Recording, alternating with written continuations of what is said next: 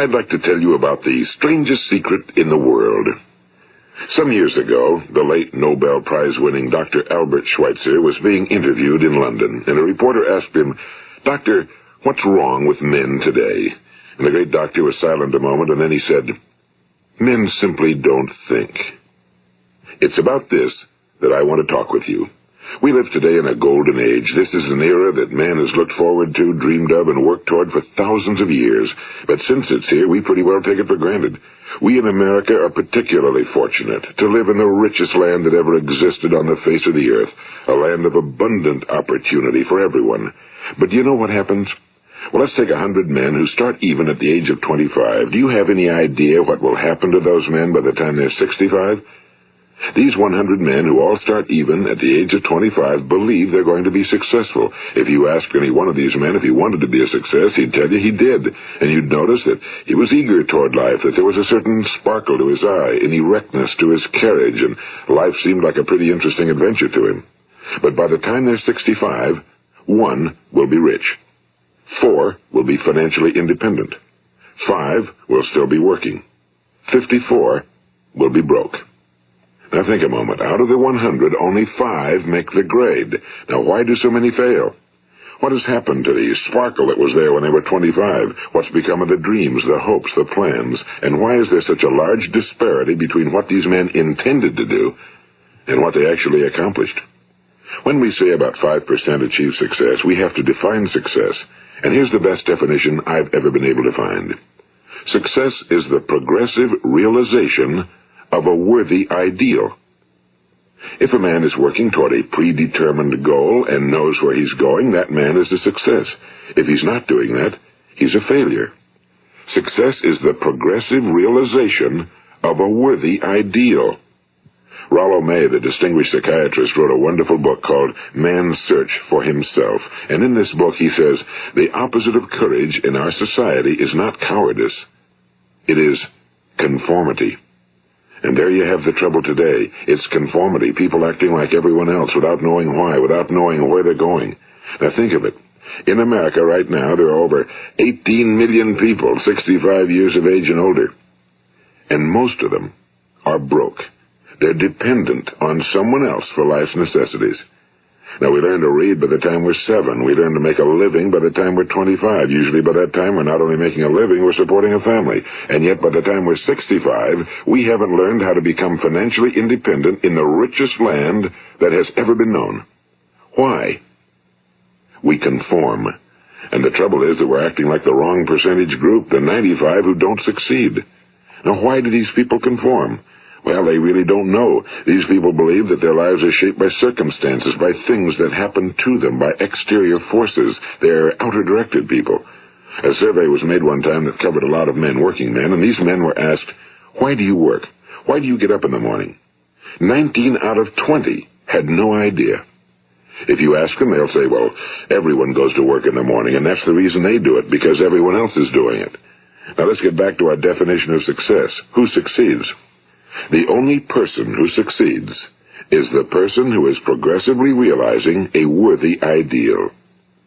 He's the person who says, I'm going to become this, and then begins to work toward that goal. I'll tell you who the successful people are. A success is the school teacher who's teaching school because that's what he or she wants to do. The success is the woman who's a wife and mother because she wanted to become a wife and mother and is doing a good job of it. The success is the man who runs the corner gas station because that was his dream. That's what he wanted to do. The success is the successful salesman who wants to become a top-notch salesman and grow and build with his organization. A success is anyone who is doing deliberately a predetermined job because that's what he decided to do deliberately. But only 1 out of 20 does that. That's why today there isn't really any competition unless we make it for ourselves. Instead of competing, all we have to do is create. You know, for 20 years, I looked for the key which would determine what would happen to a human being.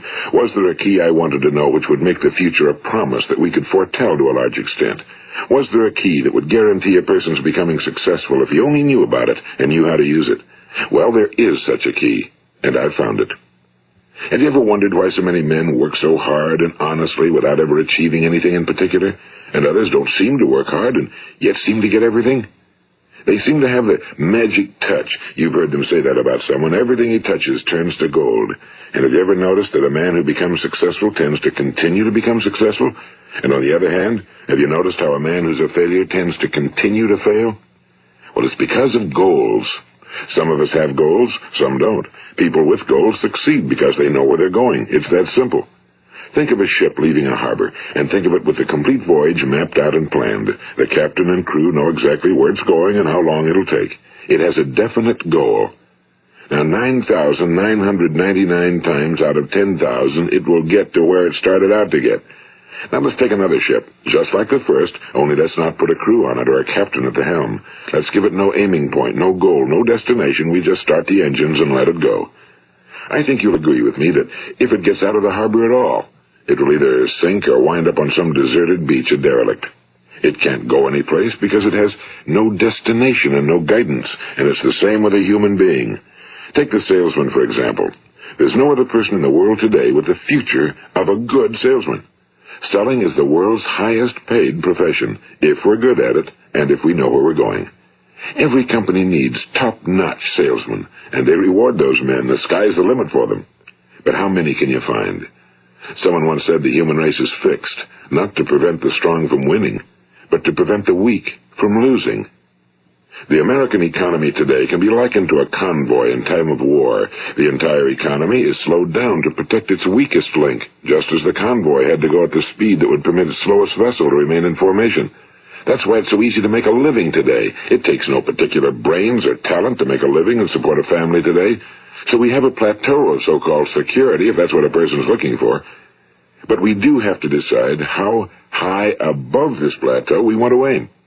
Now let's get back to the strangest secret in the world, the story that I wanted to tell you today. Why do men with goals succeed in life and men without them fail? Well, let me tell you something which, if you really understand it, will alter your life immediately. If you understand completely what I'm going to tell you from this moment on, your life will never be the same again. You will suddenly find that good luck just seems to be attracted to you. The things you want just seem to fall in line, and from now on you won't have the problems, the worries, the gnawing lump of anxiety that perhaps you've experienced before. Doubt, fear, well, they'll be things of the past. Here's the key to success and the key to failure. We become what we think about. Now let me say that again. We become what we think about. Throughout all history, the great wise men and teachers, philosophers and prophets have disagreed with one another on many different things. It's only on this one point that they are in complete and unanimous agreement. Listen to what Marcus Aurelius, the great Roman emperor, said. A man's life is what his thoughts make of it. Disraeli said this, everything comes if a man will only wait. I've brought myself by long meditation to the conviction that a human being with a settled purpose must accomplish it, and that nothing can resist a will that will stake even existence for its fulfillment. Ralph Waldo Emerson said this, a man is what he thinks about all day long. William James said, the greatest discovery of my generation is that human beings can alter their lives by altering their attitudes of mind. And he also said, we need only in cold blood act as if the thing in question were real, and it will become infallibly real by growing into such a connection with our life that it will become real. It will become so knit with habit and emotion that our interest in it will be those which characterize belief. And he also said, if you only care enough for a result, you will almost certainly attain it. If you wish to be rich, you will be rich. If you wish to be learned, you will be learned. If you wish to be good, you will be good. Only you must then really wish these things and wish them exclusively, and not wish at the same time 100 other incompatible things just as strongly. In the Bible you read in Mark 9:23, if thou canst believe, all things are possible to him that believeth. My old friend Dr. Norman Vincent Peale put it this way, this is one of the greatest laws in the universe. Fervently do I wish I had discovered it as a very young man. It dawned upon me much later in life, and I found it to be one of the greatest, if not my greatest discovery outside of my relationship to God. The great law, briefly and simply stated, is that if you think in negative terms, you will get negative results. If you think in positive terms, you will achieve positive results. That is the simple fact, he went on to say, which is at the basis of an astonishing law of prosperity and success. In 3 words, believe and succeed. William Shakespeare put it this way: our doubts are traitors and make us lose the good we oft might win by fearing to attempt. George Bernard Shaw said, people are always blaming their circumstances for what they are. I don't believe in circumstances. The people who get on in this world are the people who get up and look for the circumstances they want, and if they can't find them, make them. Well, it's pretty apparent, isn't it? And every person who discovered this for a while believed that he was the first one to work it out. We become what we think about. Now, it stands to reason that a person who's thinking about a concrete and worthwhile goal is going to reach it, because that's what he's thinking about, and we become what we think about. Conversely, the man who has no goal, who doesn't know where he's going, and whose thoughts must therefore be thoughts of confusion and anxiety and fear and worry, becomes what he thinks about. His life becomes one of frustration and fear and anxiety and worry. And if he thinks about nothing, he becomes nothing. Now, how does it work? Why do we become what we think about? Well, I'll tell you how it works as far as we know. Now, to do this, I want to tell you about a situation that parallels the human mind. Suppose a farmer has some land, and it's good fertile land. Now, the land gives the farmer a choice. He may plant in that land whatever he chooses. The land doesn't care. It's up to the farmer to make the decision. Now, remember, we're comparing the human mind with the land because the mind, like the land, doesn't care what you plant in it. It will return what you plant, but it doesn't care what you plant. Now let's say that the farmer has 2 seeds in his hand. One is a seed of corn, the other is nightshade, a deadly poison. He digs 2 little holes in the earth and he plants both seeds, one corn, the other nightshade. He covers up the holes, waters, and takes care of the land, and what will happen? Invariably the land will return what's planted. As it's written in the Bible, as ye sow, so shall ye reap. Now remember, the land doesn't care. It'll return poison in just as wonderful abundance as it will corn. So up come the 2 plants, one corn, one poison. Now, the human mind is far more fertile, far more incredible and mysterious than the land, but it works the same way. It doesn't care what we plant. Success, failure. A concrete, worthwhile goal, or confusion. Misunderstanding, fear, anxiety, and so on. But what we plant, it must return to us. You see, the human mind is the last great unexplored continent on Earth. It contains riches beyond our wildest dreams. It will return anything we want to plant. Now, you might say, well, if that's true, why don't people use their minds more? Well, I think they figured out an answer to that one, too. Our mind comes as standard equipment at birth. It's free, and things that are given to us for nothing we place little value on. Things that we pay money for, we value. The paradox is that exactly the reverse is true. Everything that's really worthwhile in life came to us free. Our minds, our souls, our bodies, our hopes, our dreams, our ambitions, our intelligence, our love of family and children and friends and country, all these priceless possessions are free. But the things that cost us money are actually very cheap and can be replaced at any time. A good man can be completely wiped out and make another fortune. He can do that several times. Even if our home burns down, we can rebuild it. But the things we got for nothing, we can never replace. The human mind isn't used because we take it for granted. Familiarity breeds contempt. It can do any kind of job we assign to it, but generally speaking, we use it for little jobs instead of big, important ones. Universities have proved that most of us are operating on about 10% or less of our abilities. So decide now, what is it you want? Plant your goal in your mind. It's the most important decision you'll ever make in your entire life. What is it you want? Do you want to be an outstanding salesman? A better worker at your particular job? Do you want to go places in your company? In your community? Do you want to get rich? All you've got to do is plant that seed in your mind, care for it, work steadily toward your goal, and it will become a reality. It not only will, there's no way that it cannot. You see, that's a law, like the laws of Sir Isaac Newton, the laws of gravity. If you get on top of a building and jump off, you'll always go down. You'll never go up, and it's the same with all the other laws of nature. They always work. They're inflexible. Think about your goal in a relaxed, positive way. Picture yourself in your mind's eye as having already achieved this goal. See yourself doing the things you will be doing when you've reached your goal. Ours has been called the phenobarbital age, the age of ulcers and nervous breakdowns and tranquilizers. At a time when medical research has raised us to a new plateau of good health and longevity, far too many of us worry ourselves into an early grave trying to cope with things in our own little personal ways without learning a few great laws that will take care of everything for us. These things we bring on ourselves through our habitual way of thinking. Every one of us is the sum total of his own thoughts. He is where he is because that's exactly where he really wants to be, whether he'll admit that or not. Each of us must live off the fruit of his thoughts in the future, because what you think today and tomorrow, next month and next year, will mold your life and determine your future. You're guided by your mind. I remember one time I was driving through eastern Arizona, and I saw one of those giant earth-moving machines roaring along the road at about 35 miles an hour with what looked like 30 tons of dirt in it. A tremendous, incredible machine, and there was a little man perched way up on top with the wheel in his hands guiding it. And as I drove along, I was struck by the similarity of that machine to the human mind. Just suppose you're sitting at the controls of such a vast source of energy. Are you going to sit back and fold your arms and let it run itself into a ditch? Or are you going to keep both hands firmly on the wheel and control and direct this power to a specific, worthwhile purpose? It's up to you. You're in the driver's seat. You see, the very law that gives us success is a two-edged sword. We must control our thinking. The same rule that can lead a man to a life of success, wealth, happiness, and all the things he ever dreamed of for himself and his family. That very same law can lead him into the gutter. It's all in how he uses it, for good or for bad.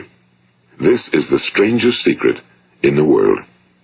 Now, why do I say it's strange, and why do I call it a secret? Actually, it isn't a secret at all. It was first promulgated by some of the earliest wise men, and it appears again and again throughout the Bible, but very few people have learned it, understand it. That's why it's strange, and why for some equally strange reason it virtually remains a secret. I believe that you could go out and walk down the main street of your town and ask one man after another what the secret of success is, and you probably wouldn't run into one man in a month who could tell you. Now, this information is enormously valuable to us if we really understand it and apply it. It's valuable to us not only for our own lives, but the lives of those around us, our families, employees, associates, and friends. Life should be an exciting adventure. It should never be a bore.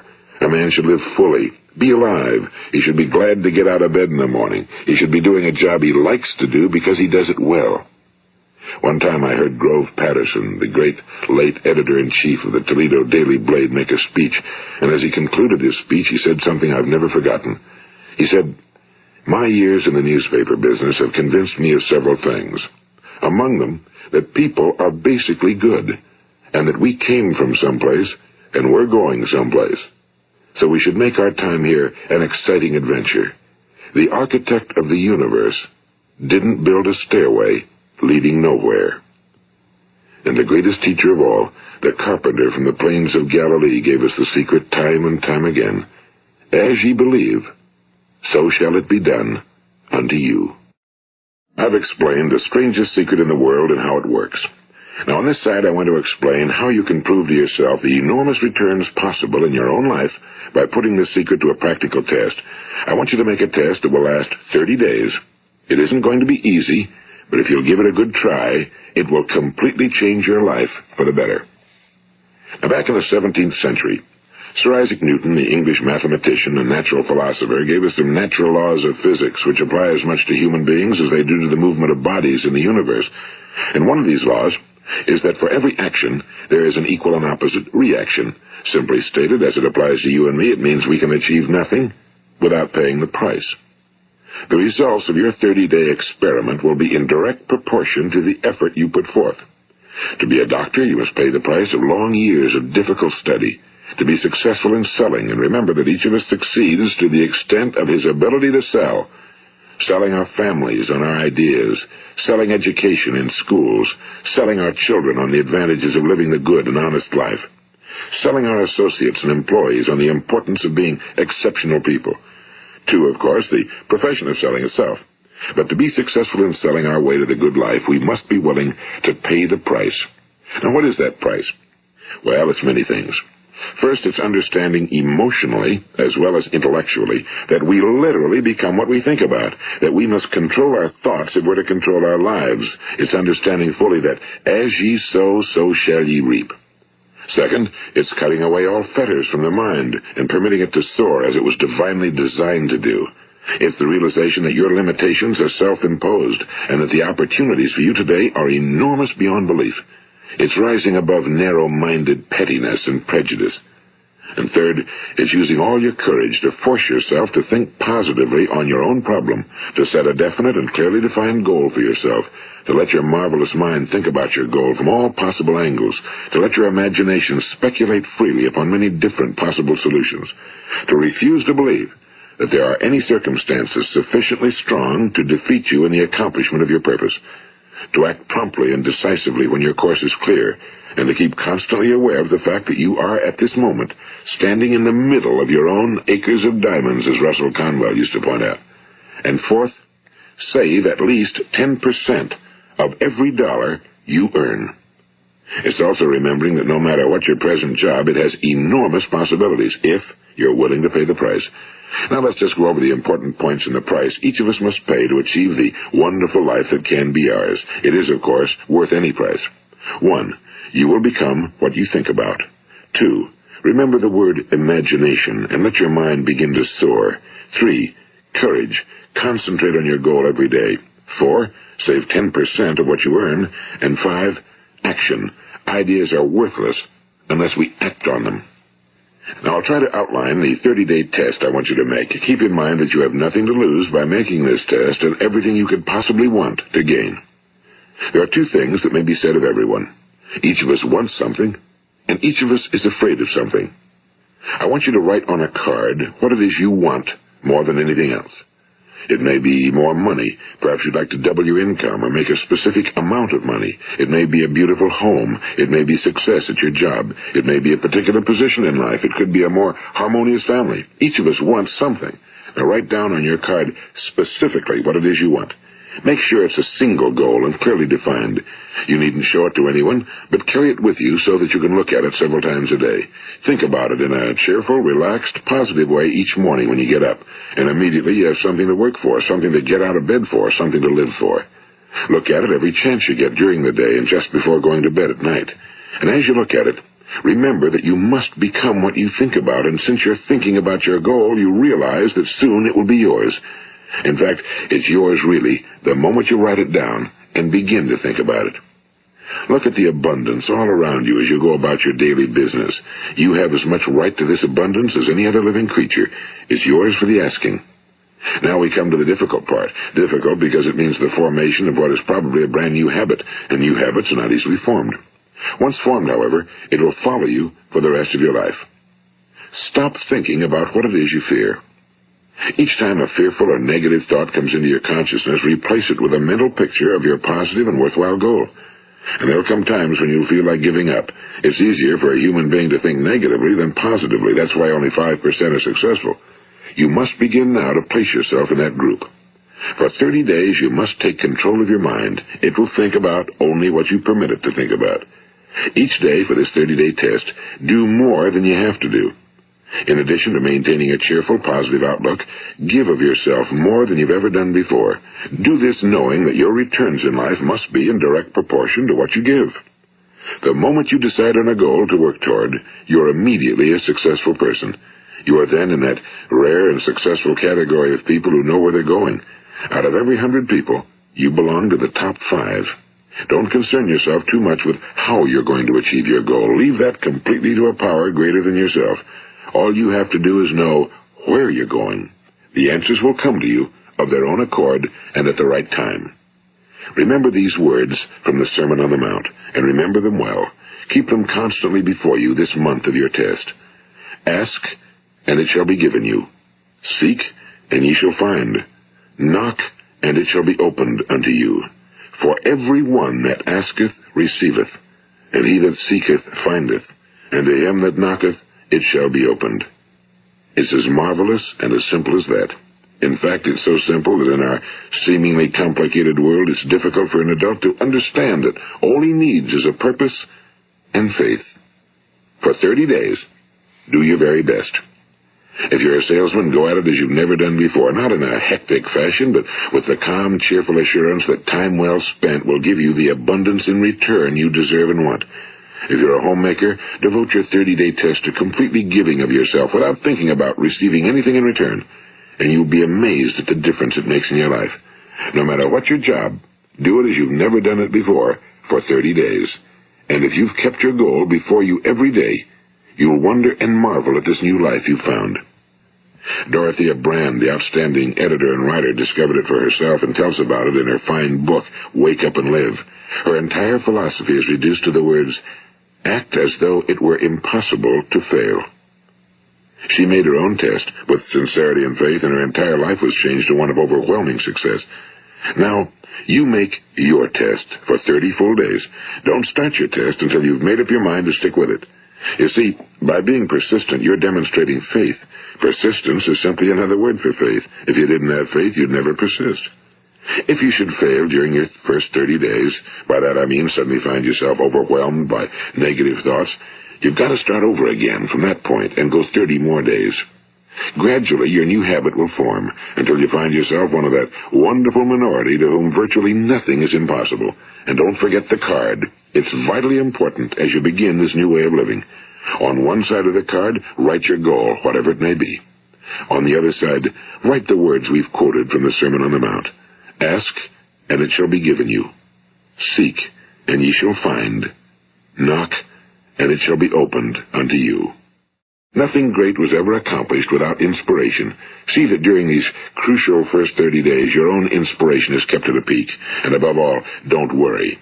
Worry brings fear, and fear is crippling. The only thing that can cause you to worry during your test is trying to do it all yourself. Know that all you have to do is hold your goal before you. Everything else will take care of itself. Remember also to keep calm and cheerful. Don't let petty things annoy you and get you off course. Now, since making this test is difficult, some will say, why should I bother? Well, look at the alternative. No one wants to be a failure. No one really wants to be a mediocre individual. No one wants a life constantly filled with worry and fear and frustration. Therefore, remember that you must reap that which you sow. If you sow negative thoughts, your life will be filled with negative things. If you sow positive thoughts, your life will be cheerful, successful, and positive. Now, gradually, you will have a tendency to forget what you've heard on this recording. Play it often.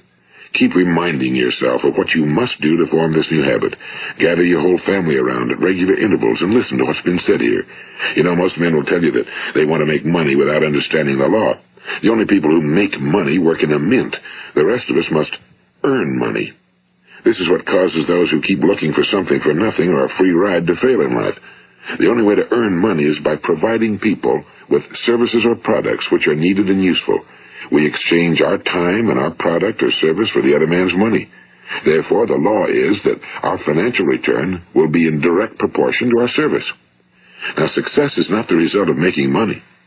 Making money is the result of success, and success is in direct proportion to our service.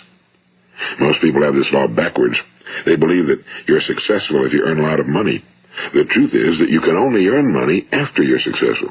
It's like the story of the man who sat in front of the stove and said to it, give me heat, and then I'll add the wood. How many men and women do you know, or do you suppose there are today, who take the same attitude toward life? There are millions. We've got to put the fuel in before we can expect heat. Likewise, we've got to be of service first before we can expect money. Don't concern yourself with the money. Be of service, build, work, dream, create. Do this and you'll find there's no limit to the prosperity and abundance that will come to you. Prosperity, you know, is founded upon a law of mutual exchange. Any person who contributes to prosperity must prosper in turn himself. Sometimes the return will not come from those you serve, but it must come to you from someplace, because that's the law. For every action, there is an equal and opposite reaction.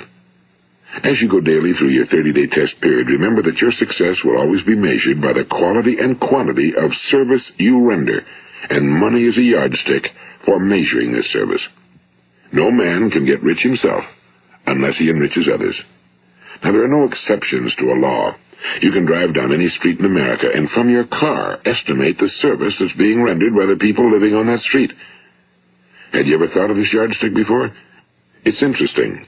Some, like ministers and priests and other devoted people, measure their returns in the realm of the spiritual, but again, their returns are equal to their service. Once this law is fully understood, any thinking person can tell his own fortune. If he wants more, he must be of more service to those from whom he receives his return. If he wants less, he has only to reduce his service. This is the price you must pay for what you want. If you believe you can enrich yourself by deluding others, you can end only by deluding yourself. It may take some time, but just as surely as you breathe, you'll get back what you put out. Don't ever make the mistake of thinking you can avert this. It's impossible. The prisons and the streets where the lonely walk are filled with people who tried to make new laws just for themselves. We may avoid the laws of man for a while, but there are greater laws that cannot be broken. An outstanding medical doctor recently pointed out 6 steps that will help you realize success. 1. Set yourself a definite goal. 2. Quit running yourself down. 3. Stop thinking of all the reasons why you cannot be successful and instead think of all the reasons why you can. 4. Trace your attitudes back through your childhood and try to discover where you first got the idea you couldn't be successful, if that's the way you've been thinking. 5. Change the image you have of yourself by writing out a description of the person you would like to be. And 6. Act the part of the successful person you have decided to become. The doctor who wrote those words is a noted West Coast psychiatrist, Dr. David Harold Fink. Do what the experts since the dawn of recorded history have told you you must do. Pay the price by becoming the person you want to become. It's not nearly as difficult as living unsuccessfully. Make your 30-day test, then repeat it again, and each time it will become more a part of you until you'll wonder how you could ever have lived any other way.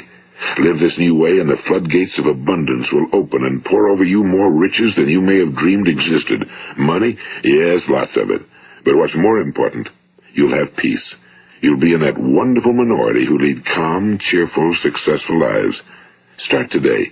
You have nothing to lose, but you have a whole life to win. This is Earl Nightingale, and thank you.